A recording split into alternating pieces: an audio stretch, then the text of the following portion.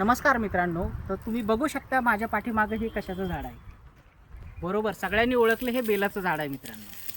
तर बेलाच्या झाडाचे तर खूप सारे उपयोग आहे, पण मी एक आज सोपा उपाय तुम्हाला सांगणार आहे की जो बहुतेक जणांना माहीत नाही आहे. जवळ ही कवळी बेलाची पानं, ज्यांनाही शुगरचा त्रास आहे तर त्यांनी आठवड्यातून 3 दिवस त्याशी कवळे बेलाची पानं सकाळी आणायचे, स्वच्छ धुवून घ्यायचे आणि हे तसे चावून खायचे मित्र. याची तुम्ही बारीक ग्रँड करून त्याची सूप करून पण पिऊ शकता आणि डायरेक्टली तसे चावून पण खाऊ शकता.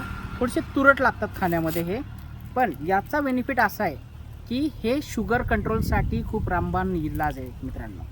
ते याचे फक्त जास्त नाही, फक्त डेलीचे 2 पानं खायचे आहे आणि आठवड्यातून 3 दिवस, म्हणजे 2-2 दिवसाच्या गॅपने तुम्ही खा आणि त्यानंतर तुम्ही शुगर चेक करून बघा. असे तुम्ही 3-4 आठवडे ट्राय करा, त्याच्यानंतर तुम्ही शुगर चेक करून बघा.